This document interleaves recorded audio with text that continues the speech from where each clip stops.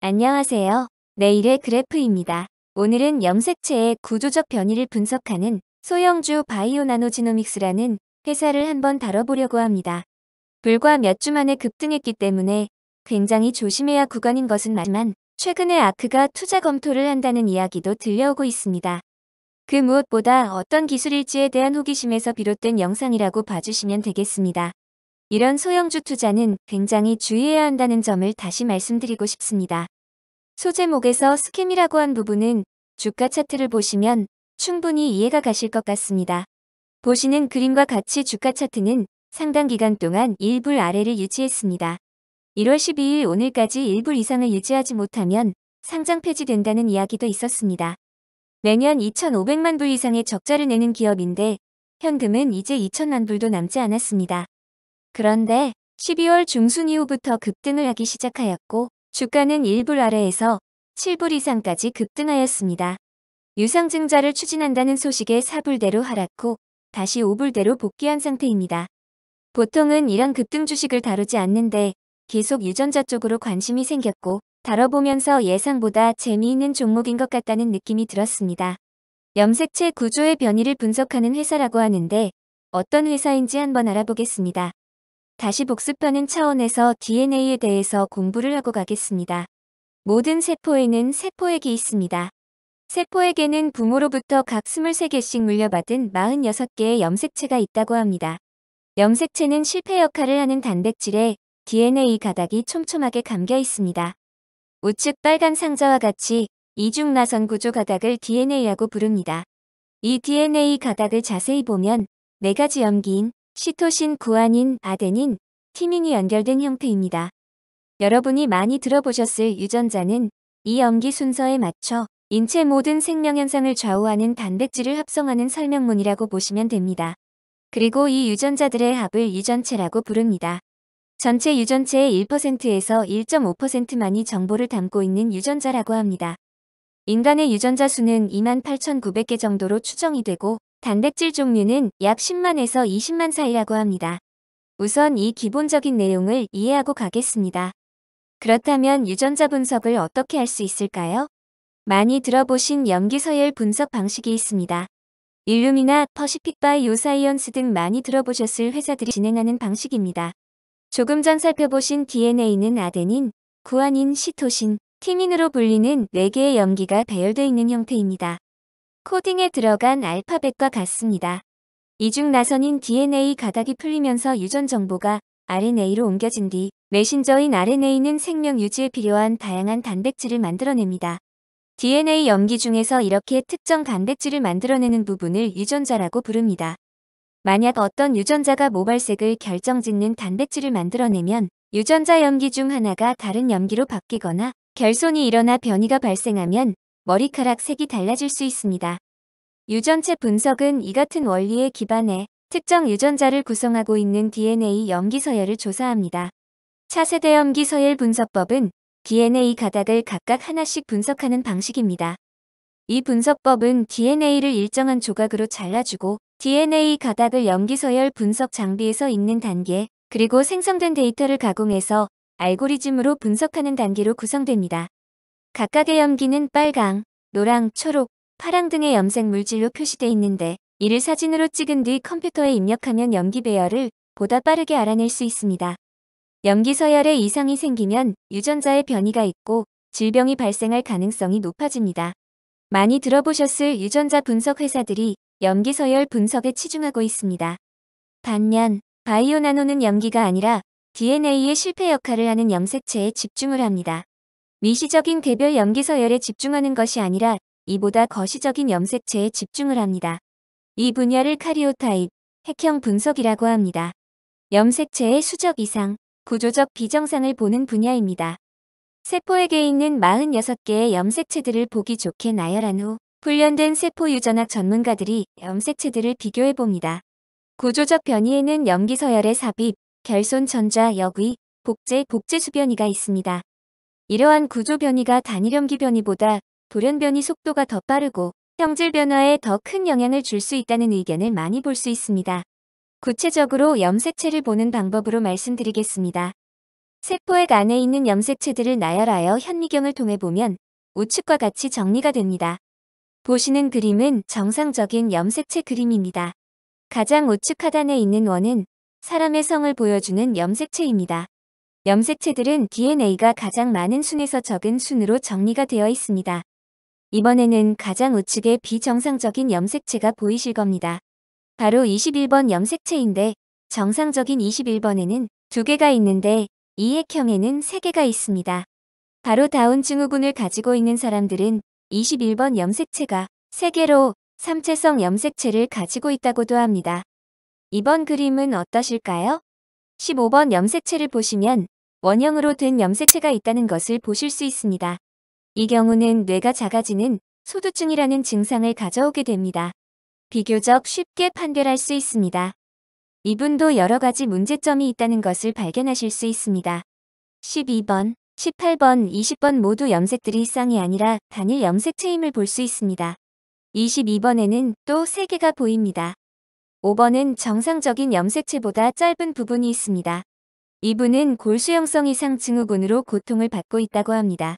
그리고 이 증후군은 백혈병으로 이어지는 빈도가 높다고 합니다. 마지막으로 보실 염색체 이상은 22번 중 한쪽이 짧고 9번은 상대적으로 길다는 것을 볼 수 있습니다. 이런 염색체 패턴을 가지고 있는 분들은 만성골수성 백혈병을 가질 확률이 높다고 합니다. 1973년에 한 과학자는 9번 염색체의 일부가 22번에 합성되어 새로운 유전을 만들어냈고 이 유전은 지금까지 보지 못했던 단백질을 만들어냈습니다. 그리고 이 단백질의 유일한 기능은 그 세포가 죽지 않도록 하는 것이었는데 그리고 그 세포는 바로 암세포였습니다.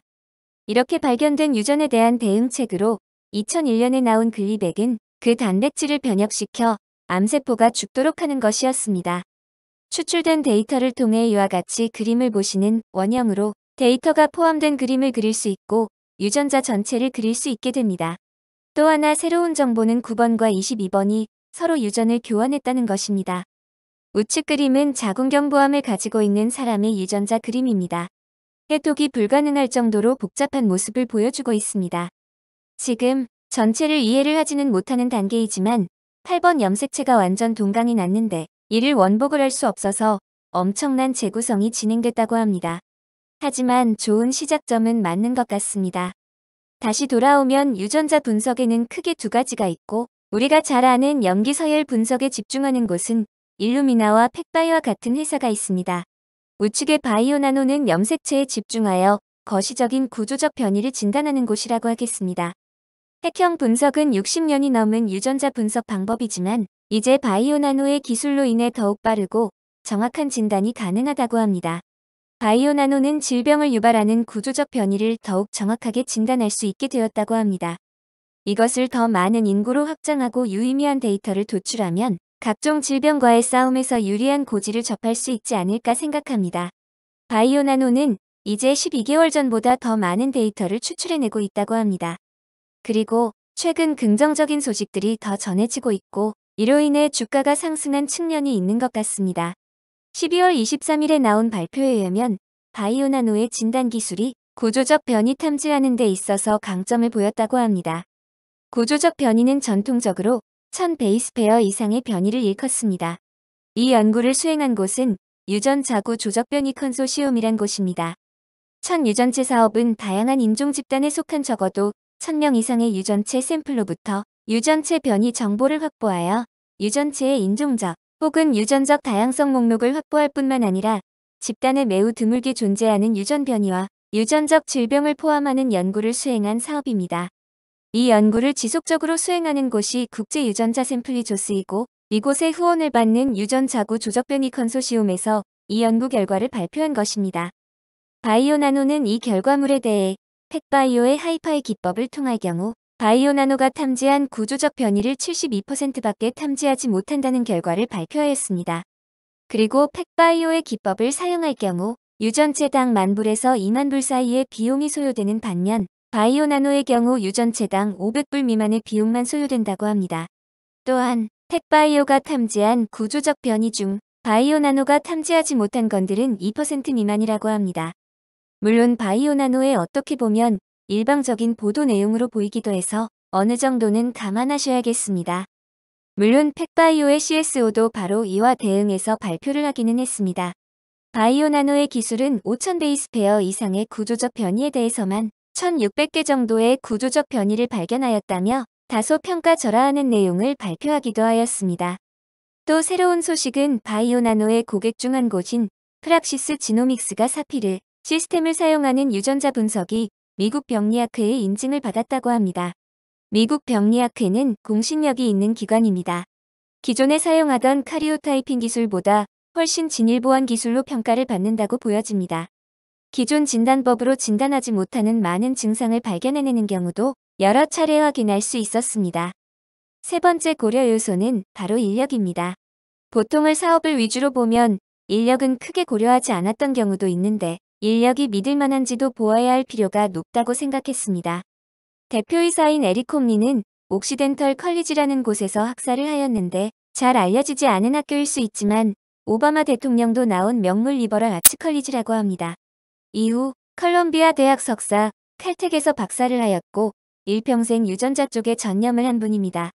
두 번째 COO도 다양한 의료회사에 있었고 유튜브에서 바이오나노를 설명하는 영상도 있었는데 굉장히 신뢰가 갔습니다. 세 번째 스튜어트 씨는 테슬라에서 근무했었고 이번 8월에 입사하였는데 회사의 재무구조 관련 어려운 난관을 풀 적임자로 보이고 향후 글로벌 사업 확장에 기여할 것이라고 합니다. 마지막 여성분은 이번에 새로 생긴 CMO 직책을 맡았는데 유전자 쪽 분야에서 근무하였고 미국 식약청 승인 절차를 이끈 경력이 있다고 합니다. 향후 식약청 승인 절차도 진행할 것이라고 예상을 할 수 있겠습니다. 작은 회사치고 인력풀이 괜찮아 보였습니다. 이외에도 좋은 경력을 많이 가지고 있는 인력들이 포진된 것으로 보입니다. 조금 더 놀라웠던 것은 글래스도어 리뷰였는데 평점도 3.9점으로 꽤 높았고 임직원의 분위기도 굉장히 좋았습니다. 작지만 기술에 대해 기대감이 있는 편으로 보였습니다. 네 번째 고려 요소는 바로 아크 인베스트의 투자인데 아크의 애널리스트인 사이몬 바넷이 트위터를 통해 CEO인 에릭 콤린과 대화를 나누고 싶다는 의사를 표현했다고 합니다. 그리고 우연의 일치일지 모르겠지만 유전자 ETF인 아크지에서도 퍼시픽 바이오와 일루미나 비중을 줄이고 있다는 이야기도 나오고 있습니다. 비중 조절이 바이오나노를 매수하기 위한 현금을 마련하는 것이 아닌가 하는 관측도 있습니다. 다섯 번째 고려 요소는 바로 매출인데 이것은 부정적인 요인입니다. 좌측은 퍼시픽 바이오의 손익 계산인데 최근 매출이 거의 8천만 불에 달합니다. 반면 우측은 바이오나노의 수치인데 700만 불에 불과합니다. 매출은 10배가 차이가 나지만 현재 주가가 퍼시픽 60억 달러, 바이오나노 10억 달러로 시가총액은 6배 차이가 납니다. 바이오나노의 펀더먼터 대비 주가가 급등한 측면이 있습니다. 아무리 기술이 유망하다고 하더라도 어느 정도 매출로 보여주어야 급등이 정당화될 수 있지 않을까 생각합니다. 다만 퍼시픽 바이오도 매출 성장률이 정체 혹은 하락하고 있는 점도 유심히 보긴 해야겠습니다. 처음에 이렇게 긴 영상을 만들 생각이 전혀 없었는데 길어진 점에 대해서 양해해 주시면 감사드리겠습니다. 전부를 다 이해하기는 어려웠지만 우리가 잘 알고 있는 유전자 진단 분석 방법인 염기서열 분석은 미시적으로 염기의 문제점을 잘 파악할 수 있는 방안으로 보여집니다. 오늘 살펴본 바이오나노는 거시적인 염색체에서 문제점을 찾는 방안으로 보여집니다. 그리고 최근에 나오는 연구 결과에 따르면 염색체 변이가 더 효과적인 측면도 분명히 있는 것 같습니다. 그리고 이 분야를 거의 독점하는 곳이 바이오나노이기 때문에 시장과 학계의 관심이 이쪽으로도 이어진다면 충분히 경쟁력을 보여줄 수 있지 않을까 생각합니다. 지금으로서는 최근에 합병한 진단 서비스 업체 리니젠과 합치면 26억 달러에서 38억 달러 시장을 공략할 수 있을 것이라고 보고 있습니다. 퍼시픽 바이오 매출만 보셔도 이 시장 규모면 엄청나다고 보여집니다. 최근에 급등했기 때문에 굉장히 조심스럽게 접근하셔야겠지만 유전자 분야가 올해 내내 계속 화두로 될 것이기 때문에 바이오나노도 지켜보시면 흥미로울 것 같습니다. 오늘도 들어주셔서 감사합니다.